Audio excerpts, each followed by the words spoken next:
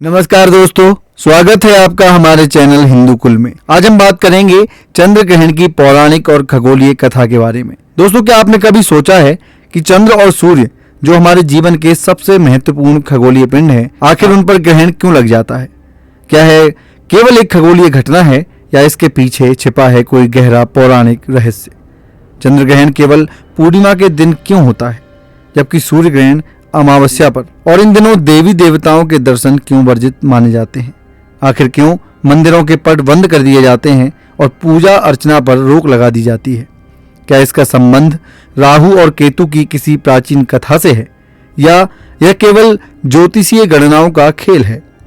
तो आइए जानते हैं कि क्यों राहु और केतु सूर्य और चंद्रमा को अपना शत्रु मानते हैं और कैसे यह शत्रुता ग्रहण के रूप में हमारे सामने आती है। पूरी कथा सुनने के लिए वीडियो के अंत तक बने रहें, क्योंकि यहाँ छिपे हैं ब्रह्मांड के गहरे रहस्य। चंद्र ग्रहण कब और क्यों होता है?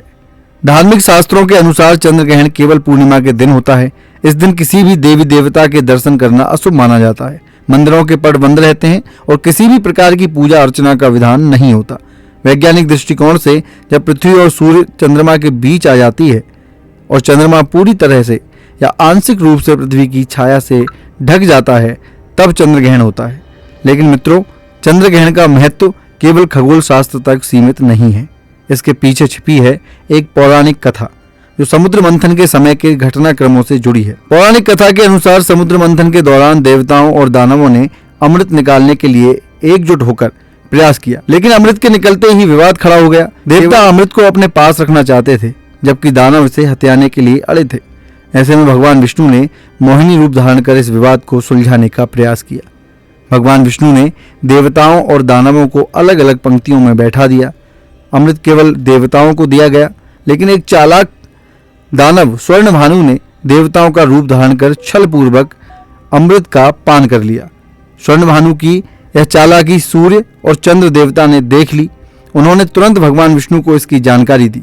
भगवान विष्णु ने अपने सुदर्शन चक्र से स्वर्णभानु का सिर और धड़ अलग कर दिया, लेकिन क्योंकि उसने अमृत चख लिया था, इसका सिर और धड़ दोनों अमर हो गए।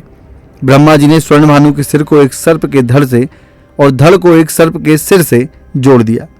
इस प्रकार सिर वाला भाग राहु और धड़ वाला भाग केतु कहलाया। राहु और केतु को छाया ग्रह माना जाता है। यह दोनों सूर्य और चंद्रमा को अपना शत्रु मानते हैं और पूर्णिमा के दिन चंद्रमा को ग्रस लेते हैं, जिससे चंद्र ग्रहण होता है। खगोल शास्त्र के अनुसार जब पृथ्वी सूर्य और चंद्रमा के बीच आती है तो पृथ्वी की छाया चंद्रमा पर पड़ती है और चंद्र ग्रहण होता है।